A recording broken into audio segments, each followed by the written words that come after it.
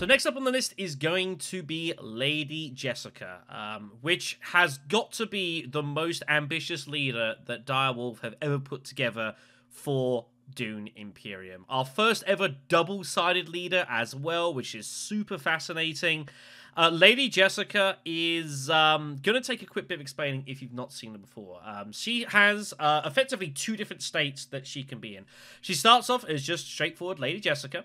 And what happens is later on in the game, once you go to the Bene Gesserit board, you can then flip over Jessica to the Reverend Mother, who plays in a very, very different style. And so that obviously has some innate complexity to it. Let's talk about Lady Jessica first, though. So, it sounds complicated. It isn't actually that much. When Lady Jessica uses her ring for Spice Agony, you can pay a spice for an intrigue, and you get to move one of your troops from your supply to the Bene Gesserit part of the board, and it is considered a memory. It can't be used like for troops or anything like that. Kind of consider it a little bit similar to when you go tech negotiation in the Rise of X expansion, and that your troop gets sent to the X as a negotiator, and that it's isolated there. It has its own particular use, but you can't withdraw it for any troop reasons. It's there for specific use. And what it is for other memories. So, when you send an agent to a Bene Gesserit board space, either espionage or secrets, you can return all of the memories that you've stacked up with the Bene Gesserit, and that includes no memories whatsoever. You don't actually have to any. In theory, you could do this immediately if you want to. And then what happens is, for each memory you do pull back, so let's say you've sent 3 memories to the Bene Gesserit over a few rounds, well, you get to draw a card for each one, which is pretty damn good. And then you flip over Lady Jessica, and she turns into the Reverend Mother, which is obviously representing the fact, obviously, her undergoing the transformation, the change with the Bene Gesserit, and that sort of thing. From this point, she changes completely. Her ring, rather than paying a spice for an intrigue and the memory stuff, because that's now done, is now just straightforward spend a spice for a water. Which isn't bad, all things considered, although, personally, I think I might slightly prefer Spice Agony, but that's just me. But the whole reason of having the Water of Life turning spice into water is because that goes into the Reverend Mother ability itself. So, once during each turn, when you send an agent to the Bene Gesserit or a Fremen space, you can spend a water to repeat the effects printed on the board. And so what that means, if we return to the overall board here, so if I'm as Reverend Mother, for example, and I decide that I want to go to espionage, this is the space that lets you spend a spice for a card draw and a spy, well, obviously I can do that and get a bump while I'm at it as well, but I can optionally pay a water to get another card draw and another spy as well. And this is, you know, pretty decent. Bear in mind, it does not give you the double faction bump. It is only effects printed on the board. It also doesn't pair with any agent cards, effects on the cards you spend there. It is purely on the space. So, there's a lot to break down here for sure. Let's start off with Lady Jessica in her first form. Spice Agony, I actually reckon, is a pretty solid, ring ability, actually. Paying a spice for an intrigue is pricey, admittedly, especially if you think like Baron Harkonnen, we used to just play like a Solari for an intrigue, although you could probably argue that was probably too cheap. It probably should have been like 2 Solari or something. I think that might have been a little bit of a better balance, but that's a totally different conversation. But what it's allowing you to do is you're not just getting the intrigue, which obviously is useful there and then to get those intrigues nice and early, but it's also moving your troops to the Bene Gesserit area of the board. Now, until you basically hit the end of the game, you are very unlikely to run out of troops in your supply, because the only way that you can really spend your troops out of your supply and have them not there otherwise is basically having 10 or 12 troops in your garrison and or combat. And until the back end of the game, that's very, very unlikely to happen. So you don't need to worry about any supply issues for Jessica. What it's about, though, is about, like, having Jessica is you're basically prepping up Jessica for a big round 3, round 4, round 5 reveal somewhere. be it for buying a Spice Must Flow, or if a particularly strong card comes out on the Imperium row, like Steersman, or there's a new sort of power play style card, Overwhelm I think it's called, which is ridiculously good, stuff like that. So what you want to do as Jessica is have those memories set up, so if a big card does come off in the row, you can hit a Bene Gesserit board and draw 2, 3, 4 cards and have a big go for that, or just buy a Spice Must Flow. It can't be too bad. I think it's very important to Jessica. I think that she really needs to make sure that she's buying something of great value when you make that flip with other memories.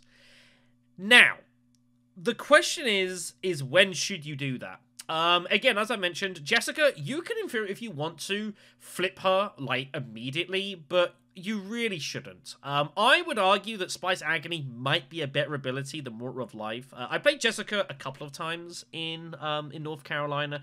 The first game I played, though, my economy just totally died on me, and it was a pretty miserable experience. I think Jessica is a very economy-based leader. You've got to make sure that you've got those resources in hand. If you're playing Jessica and you've got, like, no Spice and no Water and a couple of Solari, it's pretty miserable, because whatever you're doing, you just can't pay for a ring. And a ring is a significant part, be it for getting ready for other memories, get those intrigues, or later on, getting the water together so you can get those double hits out of visiting those faction spaces and getting those better board spots. So economy is vitally important to Jessica. If it dies on you, you've got a really miserable time, but if you can keep that fairly decent chain of resources going, however you see fit to do it, it makes life a lot easier, no doubt about that. So as for Reverend Mother and how good Reverend Mother is, I think it depends a lot on obviously what you're trying to do. So going back to the board here, there are only 4 spaces that you can actually use Reverend Mother for. So let's go through them from top to bottom. So Espionage, spending a Spice and a Water to draw 2 cards and 2 Spies. You know what? That's pretty damn good. I actually reckon Espionage is probably her best space, especially if you're, say, put a Spy down on the Bene Gesserit, because you can always, say, spend the Spy, use Espionage, put the Spy back down, and then put an extra Spy down maybe for, like, Research Station or Siege. Siege is a very useful space for Jessica to get to, because, of course, if you don't have the ability to have a lot of Spice, well, you can just hit Siege and get your water that way to refund your ring. And that is definitely pretty good stuff. Or not to refund the ring, but to not have to worry about being so reliant on it. And that can obviously pay for your effects elsewhere. So I think Espionage is probably her best space. Secrets potentially can be really good as well.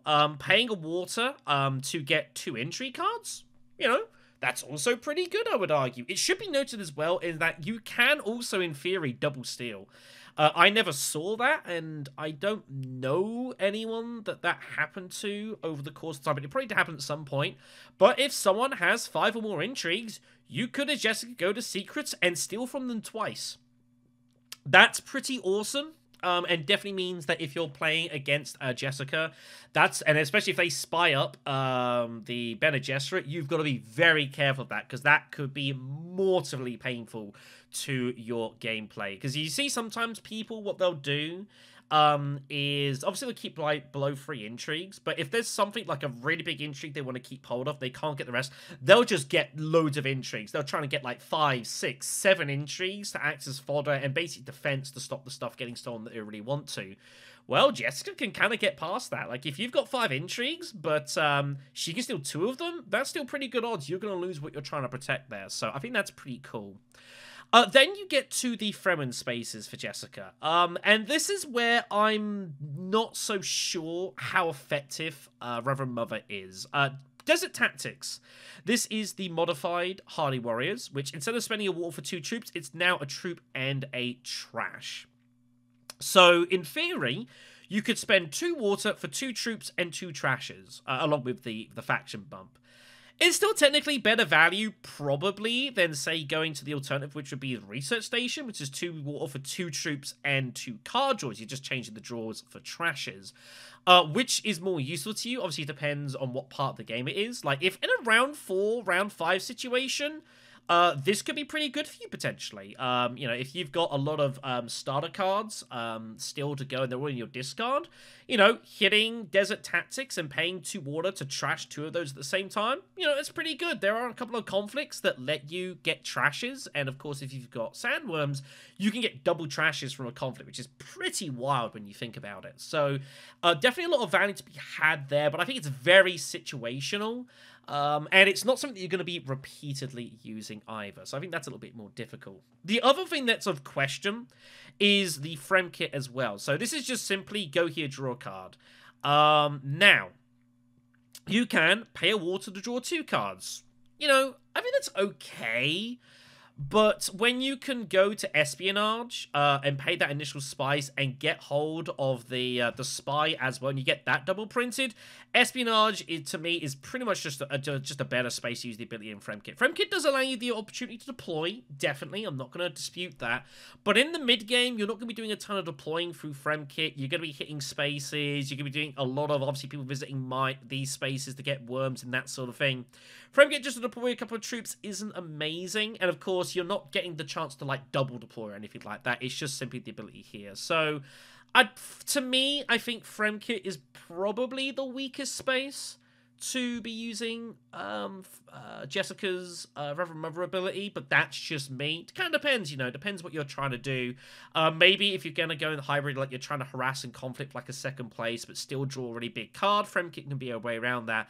But I definitely feel like both the Frem spaces are a lot more situational as to whether you'd want to get a double hit out of those, where I think, like, Secrets is solid, and Espionage, to me, is probably her best space in the game, because getting those 2 spies with the 2 card draws is very significant. It's guaranteeing you access to spaces, it's giving you better card draw further down the line, so you want to be hitting this as Jessica the absolute as much as possible, no doubt about that. And if you're playing as Jessica and you get an early spy, put it on Bene Gesserit to me. And getting access to Espionage guaranteed, hitting there, putting it back, and just recycling that, very, very strong potential.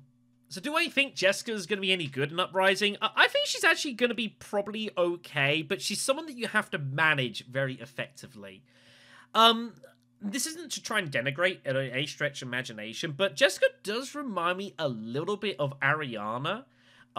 In the fact, like, in theory, what she can do is pretty good, and her Signet Ring is one of the best in the game, in theory, but you've got to manage her very effectively and very carefully, and you've got to play her very well to get a lot of value for, I don't think Jessica is quite as far in that step as Ariana is, for example.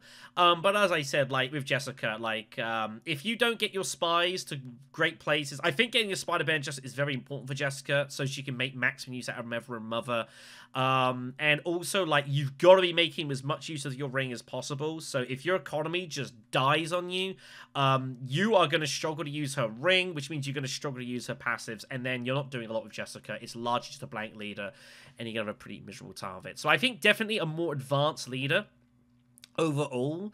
I will say as well that we got the opportunity to do an interview with Paul Denon and while we were playing a game at the event. Hopefully we'll get up soon. I don't know when that's going to be. We're kind of waiting for some okays on that.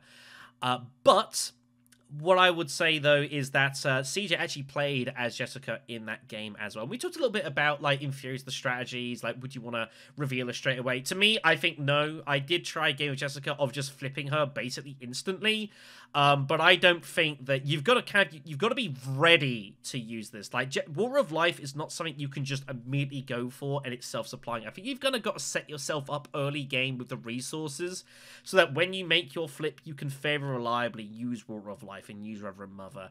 If you jump into it before you're ready, it can be very hard to get either of these off. And once you've jumped into this, you can't go back. There's no more memory stacking, there's no more Spice Agony, so you've got to time that move very, very well. So I think Jessica, one of the more difficult leaders probably to play in the game, but if you can get her going pretty smoothly and get some decent spy access, especially to Bene Gesserit and such, I think that definitely mitigates some of the potential issues you'll find around her. But economy is the way you got to play her. So on to the 4th leader video now, and that brings us to Lady Amber Matuli. She is a totally fictional character, which Legendary and such allowed to be created for this game. Lady Amber Matuli has received some flack when she was released and announced by Dire Wolf. And I think it's a little bit unwarranted, though I can kind of see why some folks might feel that way. Let's talk about Amber. She is a 1-pip leader. She is one of the 5 1-pip leaders in the initial Uprising game. She is probably the most straightforward leader in the game to play. Probably even more straightforward than Margot Fenring. Fill Coffers is her signet ring. Play it, get a coin. Just like Ilban back in the day. However, there is the additional thing of if you have an alliance, you also can get a spice as well. So Matuli is very much encouraged to go heavy after alliance very early in the game. However you so see fit to do that, whether you're using intrigues, going spies, just hitting a faction repeatedly, you know, maybe potentially having some mid-game drawbacks to that, because of course you're not able to have a particularly diverse sort of board. Bear in mind that we're now in a state where all of the factions, in theory, well, the Emperor, the Spacing, and the Fremen all have a location on the board which is locked off unless you've got +2 influence. So Amber is someone you've got to think about. I would suggest Amber's a good shout for going very heavy to the Spacing early. And what you want to do is probably go to the deliver supplies space, hit that twice to get some water, and then use that to hit deep desert, get a bucket ton of spice, use that to go to the shipping area, to use money to get probably hold of your swordmaster, and then use your bump to go back into the spacing and get that alliance as soon as physically possible. That's what you're really encouraged to do with Amber. I think that's probably a fairly solid way to look to play her. However, Desert Scouts has created some conversation. And definitely created some conversation, I think, when we got to the event in Raleigh as well. On your reveal return, you may retreat one of your troops sent into combat. So, what is this actually attempting to do? Because in theory, it doesn't seem like that great overall. Like, why would you particularly want to do that? Well, this is obviously getting back into the whole kind of... well, there's 2 reasons. First of all, I think this is a leader targeted at people that haven't played a whole ton of Dune Imperium. That are sort of new to the game and kind of getting used to it. You know, Field Coffers is just nice and straightforward. Passive resource generation is good. Leaders that can make passive generation of resources are pretty solid at the moment. You think of stuff like Ilban. Tezia Vernius effectively has that. Even a laser Ekaz can be pretty good with that passive generation of resources, especially with Immortality and Graph cards now existing. Can make getting that spice consistently very, very solid. So, Field Coffers, you know, like, definitely has some value, but it's getting that alliance early there, which is definitely a bit of a problem. But I think Desert Scouts, the idea is to make, like, combat a bit less punishing for newer players. And the idea being that if someone decides to get involved into conflict that they probably shouldn't get involved and just make a mistake, they can at least retreat a troop so that they impact less losses. I think that's part of it. But getting back to the second Desire Diary here and talking about conflicts, I talked about this earlier in the game as well, and that is the value of conflicts has changed a lot. And the general value for finishing second or even third place in a lot of these conflicts has increased because there's more troops, there's more resources, that sort of thing. And so that changes the way the limping works in Uprising significantly. If you think back to Uprising, it's not uncommon at all to see someone just limp in one troop for a third place and generally not be competed for that. That doesn't really happen so much in Uprising, well, because there's just generally more to fight for. And because there's more troops about in a lot of the second and third place rewards, it makes just limping one troop really difficult because it's a lot easier for other people to just put in 2 troops. The one that they've got in garrison, the one they recruited. That's what makes limping very strong. When no one has anything in garrisons, it makes limping very effective as a strategy because it's really hard for people to come over the top of you in a fairly... Like, no one's going to go hardy warriors with an empty garrison, typically, if you've limped 1 troop in, so that they can put in 2 troops just to beat you to second place. It doesn't happen very often. But you might see something along those sort of lines a lot more in Uprising. So what's going on with Amber here is that she kind of pivots on that sort of limping idea, in that what you want to be doing with Amber is always putting in a troop or 2 troops into the conflict. And the idea with Amber is that she's kind of putting people into a bit of awkward positions. She's saying, well, okay, if I go in, like, let's say round 1, for example, I go Arakeen and I put in 3 troops in card draw and I go for the initial conflict. Well, you've got a problem. everyone's going to get 2 actions. I get to see basically all information before I get to make a move. So, if you decide that you're going to commit heavily against me, and you can't just put in 3 troops, you still got to put in 4, because I could have daggers behind, late in the game I could have intrigues, that sort of thing. And it's kind of forcing people, if she goes combat heavy, to have to basically commit a lot of resources to beat her, and then she's then minimizing her losses. She's always getting able to retreat that troop, so she can kind of... It's not too dissimilar to what Gurney Halleck is doing, in a way, with his War Mastering. It's kind of a similar sort of idea. It's meaning that if you commit to beat me, I take those minimized losses, and I can kind of weather that storm a little bit further.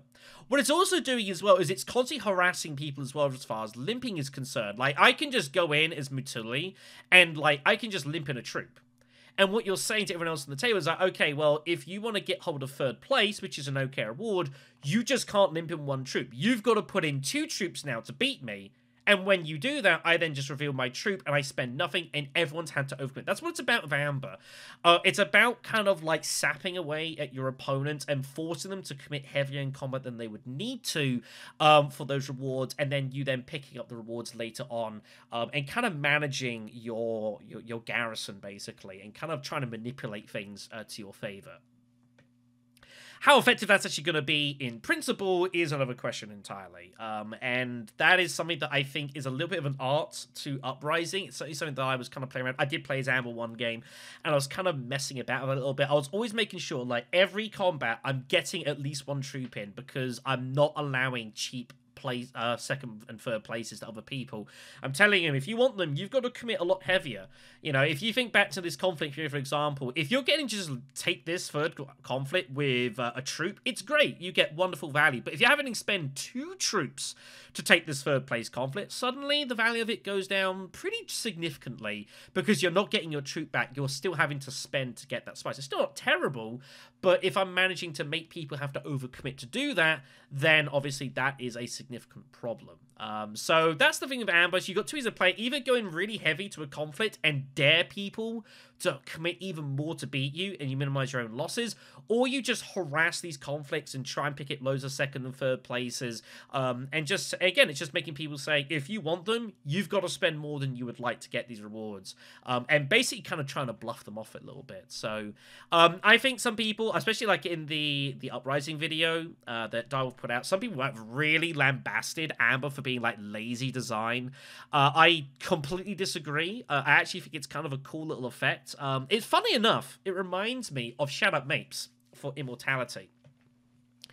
If you ever saw the review I did for Immortality when it came out, I, like a lot of people, was not particularly a big fan of Shadow Mapes. This is one of the new cards that was introduced in Immortality, which gives you the opportunity when you reveal it to either deploy or retreat a troop. And it didn't look like a whole lot to on the paper, but the flexibility that gives you is deceptively good. And Shadow Mapes is actually now low-key one of my, like, favorite cards to pick in the game, because that ability to put in or retreat troops is very deceptive and can make you very tricky to fight in combat. It's the same principle in that people, you go in for a combat, people kind of have to go in heavier at you, and then you get to minimize your losses. Or you can just, like, you know, just limp in a troop, for example, and then, oh, I'll just put in a 2nd troop and guarantee, like, a 2nd place, for example. It's about mind gaming people, and it's about, like, just keeping them on the back foot and just trying to keep them off guard and keep them guessing as to what you're trying to do, and messing around with them. That's what it's really about here. So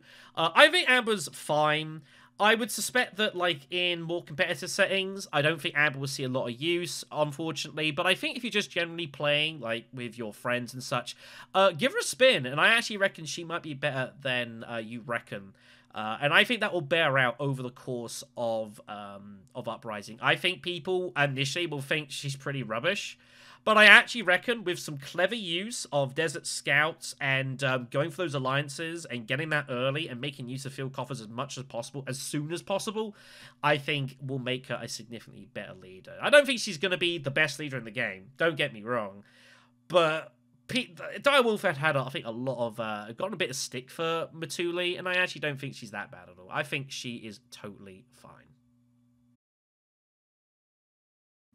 Last but not least is Staban Tuek. This is the only free-pick leader in Uprising, and when you see his card here, there's a lot going on. and that's because there is a lot going on. If Lady Jessica is the most ambitious leader in Uprising to me, Staban is definitely the most complicated leader and the trickiest one to use, but has a huge ton of potential, and I think a very significant skill cap as well. So I think the best person to explain how Staban works is going to be Mr. Denon himself. So first thing you'll notice is no house tag underneath his name, like all the other leaders have. Going with that theme of having leaders who rise to prominence in this product that aren't necessarily like the dukes and counts of the world. Yeah, I think this is super cool. This is a really nice thematic tie for Uprising, which is something that I've definitely praised this game for. Uprising has definitely made a very significant attempt at tying in the lore into the game. And that definitely influencing certain mechanics that run as well. I think it's super, super cool. And yeah, the fact is, Staban 2ek has nothing here. Funny, it's amazing looking at like Direwolf's site and such and that. People actually some people did think when this was out, it was like, is that a mistake? Is there not meant to be something there? Well, he's not a noble. He is just a smuggler that has rose to prominence through his various dealings. So I think that's a really, really cool effect, that. So limited allies is an ability that means you start your game without a diplomacy in your deck, which is not a good thing. Hey, but one less card in your deck means you get the stronger cards faster? Not quite. No, okay. It just means it's really hard for you to form alliances. Right. Okay. Yes, definitely. So this is the massive thing for Staban 2ek. This is a crazy ability. You start the game with no diplomacy. So that means that for Staban 2ek, once you use your Seek Allies card, you have no faction access whatsoever. That is wild. That is completely crazy. And you might think, how can anything be valuable enough to lose your diplomacy card at the start of the game? It's not even like use it once and trash it. It's just gone. You start with 9 cards and no diplomacy. Again, this is thematic because, of course, he doesn't have those connections with all the royalty and that sort of thing, being like nobles and such. You don't have that sort of ability. So he has to kind of make it work otherwise, which I think is very thematic. So it means that Staban 2ek is very reliant upon the Imperium row. And he has to be picked very, very, very carefully because diplomacy is, for a lot of characters, tied, if not the best card for them in the beginning of the game. You know, that reliable faction access is enormous. I mean, the way to do it would be if you're playing at your local game store with your friends, just agree for a game to just not play with a diplomacy card and see what happens. I've done that once. It was carnage. It was absolutely savage. The game went 10 rounds, and only someone got the 10 points because of a combat swing at the end of the game. It was a completely crazy game. So things like that can be super wild. It's a huge limitation, and it's something that you've definitely got to work around. You've got to pick him very selectively. But this is where his ring comes in. But we also see a continuation of the spies theme that we've seen on a couple of other leaders here. So what's going on with Staban's Unseen Network? Yeah, so it's super flexible. You get to place a spy anywhere. You probably early in the game want to place it on a Landsrad space, as indicated there. The green pentagons. Yep. You can sell 1 spice to make 3 Solari. This kind of goes in his theme of he's a spice smuggler, so he's selling that spice out to like the nobles of the Landsrad. Another good early game spot would be a maker board space, but let's look at the rest of Unseen Network where it talks. We'll get to that in a second. So yeah, Unseen Network is you got to put a spy down anywhere on the board. Just spy. There you go. It's not like Fenring. Remember, of course, Fenring can generate spies, but is limited to those city spaces. And there's only 3 places to go. He can put the spy anywhere he wants on the entire board, and there's a lot of spaces that can go. So this is obviously very, very, very significant for a lot of reasons. So it's definitely right with Staban. A lot of the game you're gonna be looking to probably put his spy on a Landrad space, probably the one connected to the Swordmaster, and the idea being that you want to be looking to sell your spice there pretty early. A very cool early move for Staban, for example, would be, and if we use the board here, this is a complete, like, perfect universe where somehow you're allowed to do everything you ever wanted to, would be, say, first round, go to Hager Basin, pick up 2 spice with your signet ring, put a spy onto this location here. So you can sell one of those spices for 3 Solari immediately. And then what you want to do then is your second action, say go to Spice Refinery, change your other spice for 4 more coins. So at the end of the first round, that's 7 Solari you've amassed in the first round, which is a huge amount of money.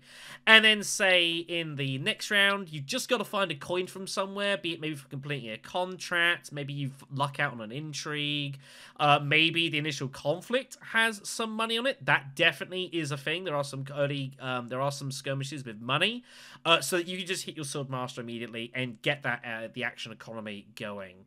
Obviously, this is really good. But obviously, the other issue is the fact that you have no faction access. This is a really big problem that you need to work around. You need to work out what you're going to do with that. Place a spy on a faction board space. You can exchange 2 Solari for an intrigue card, which is decent.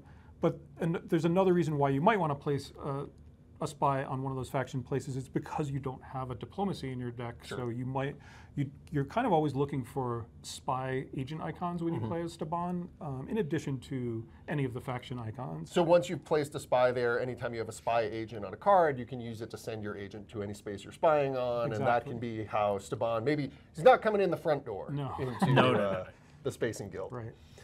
So this is the other big thing, definitely, for Staban. So if we return to the third design diary by Direwolf here, this all focuses about spies. We come down here.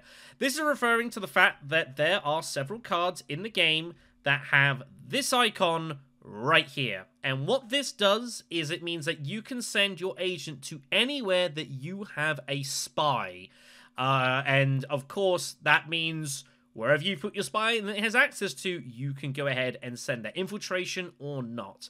I think, to me, this is one of the coolest introductions of mechanics in Dune Imperium Uprising. I absolutely love the idea of, getting a card like, say, Dangerous Rhetoric, for example, and kind of being able to customize how you want to use it, and putting those spies down and tailoring it to what exactly you're after. Now, obviously, for someone like Staban, using those for faction visits is going to be a lot more significant because you don't have the diplomacy, so it's going to be a lot harder to get your friendship that way, so you can be a lot more reliant on that sort of thing. But even just outside of that, being able to decide if you want to go to, like, a faction space for covert operation, a card like Strike Freak, for example, is going to be much more better suited going to a combat space. Public Spectacle, to recall spies and get the bumps, is going to be very good for like espionage or anything like that sort of thing. I think the idea of being able to have that a degree of agency given to the player to let them decide how best to do that sort of thing, I think is super awesome and a really, really cool ability.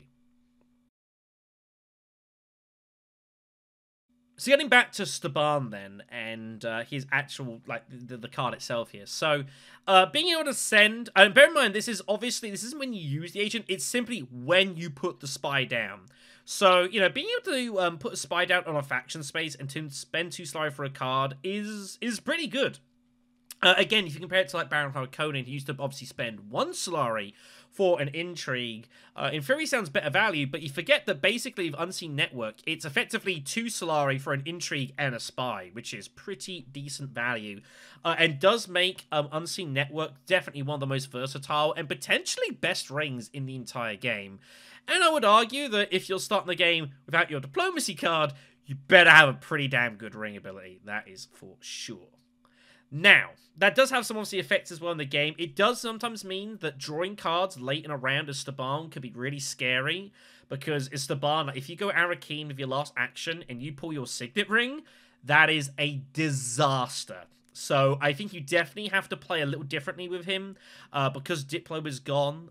You gotta make sure that you're always using your ring at all times, and you want to minimize the situations where possible where you draw your ring like on a late draw, and then that's it, you don't get to use it, you lose it for a cycle. That's really, really bad.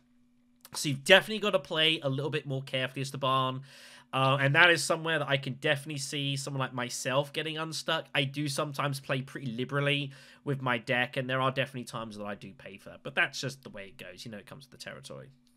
While we're here as well, we'll quickly talk about Smuggler Spice as well. This is actually pretty straightforward.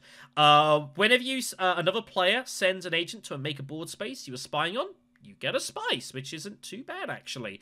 This was not the original design choice, interestingly, as well. I believe Paul Den has talked about this, where originally it was going to be that Staban steals a spice from the person that went to the space. But what he ended up finding, or they've been playtesting, is that players started like actively avoiding just going to those spaces. And obviously, when you think the maker spaces, that is referring to obviously your mining locations here. So it then changed to that if someone else visits it for whatever reason, Staban gets a spice on top of it rather than stealing, which I think is definitely a better design choice for sure. This does talk a little bit about the spies and sending spies to these mining spaces. Or harvesting space. I continue to call it mining. I'm always going to do that. It's never going to change, so I'm sorry. But yeah, so you'll notice that all the spy locations only affect one spot specifically. And this is definitely pretty significant. As far as coverage for your spies, this is the worst places in the game for that. However, of course, the locations that you're blocking up is definitely significant, especially Hagar Basin and to some degree Deep Desert as well. What you will find in your games is that whoever gets a spy on Hagar Basin, that is very significant because Hagar Basin is the easiest way to get sandworms into conflict because you're only having to pay 1 water to do so. Deep Deserts, obviously, can get 2 sandworms in, but it's requiring 3 water to do that, which obviously is very significant. It's very expensive. You're not going to be able to do that very often.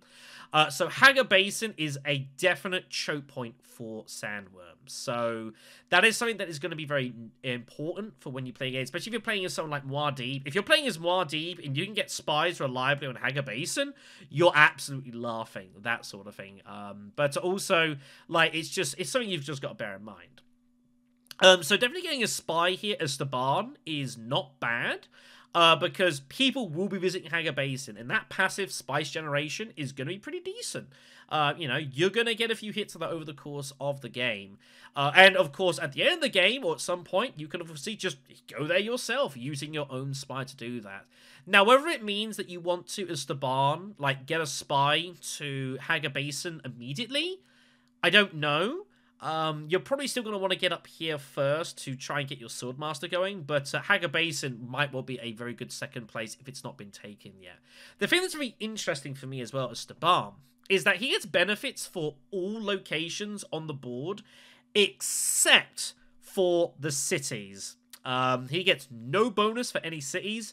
And also, interesting, gets also no bonus for going to the shipping location, which is a bit strange for me, actually. You don't see spies up here very often, definitely. So that is a little bit strange, I do notice. But definitely cities, like, he gets no real advantage for sending spies there, other than it just being a spy there. With, of course, Fenring. So if you get a game with both Staban and Fenring, you'll notice, obviously, their spies going to 2 different totally different sets of locations. So if you're trying to create spies and get into spots with both Staban and Fenring in the game, good luck with that. So, my analysis for Staban is that he is, without a question, the most complicated and dangerous leader to use, potentially, in this game. If you're going to pick Staban, you need to have a very clear idea of why you're picking him and what you're going to be doing. You need to have a very good idea of what is in the Imperium row. You need to have a very good assessment of what cards you think you're going to be able to get hold of. Of course, there's no atomics with Uprising, so the row is a lot more stable, which means you can obviously plan for cards a lot easier that are up there. And you've got to think, well, I have no diplomacy, so I'm going to need either some kind of faction access or I'm going to need spy cards. And if neither of them are on the Imperium row, you're taking Staban Tuek at your own risk and mortal peril. And if you just don't draw any of that stuff, it could get pretty miserable for you. It's all well and good getting these spies on the faction spaces, but if you don't get cards that send you there, that's a problem. There are a reasonable percentage of cards that have the spy icon on them. Not a ton. I'd say maybe like, I don't know, like probably like 15% of cards, I would say, have a spy icon on them in some form or another. Which is not bad. It means you're going to see them semi-often, but you can't rely on it if they're not on that opening flop. So you've got to be really, really careful about that. But on the flip side, if you can get the those problems ironed out and you can find alternatives to your diplomacy in your game, then definitely you can make Staban work and be incredibly powerful. It should be noted, and I'll mention this, is that there is actually a card in the game on the Imperium row, which is basically just a diplomacy card. It costs 4 persuasion. It's not called diplomacy. I forget what it's called exactly, but there is one of those out there in the game. Actually, I think there might be 2, thinking about it. I can't quite recall. So if you can get that as Staban, for example, basically you buy your own diplomacy, you know, that can be definitely a way around it. But yeah, spies and such, you've got to have a plan with Staban. I would certainly say for your first game or two with Staban, when you first ever play him, expect it to be kind of rough, expect it to be difficult. But if you can get things going well and get yourself set up and you can account for this problem here, and then make good use of your spies, maybe pick up some spies from Hagar Basin passively, get some intrigues going, and you can get rock and roll Staban, he could definitely be like the best leader in the game. But it's going to be a lot harder than, say, like Tessia Verns, for example. Tessia is strong because what she offers and you can collect from her is very good, but it's also fairly reliable, especially with Immortality as well. Like, you should be getting all those supers off basically every single game. Staban is going to be a lot harder to get your rewards out of, but I would argue that he's a pretty fun leader, and when you do get rewards, it's pretty satisfying. I never got to play Staban in Raleigh, unfortunately. I just didn't get to play enough games of him, and he just never turned up in my hand. Like, someone already picked him, or he just never turned up on a draft sort of thing, so, you know, that's fine. Yeah, Staban is going to be tough, but it could be a lot of fun.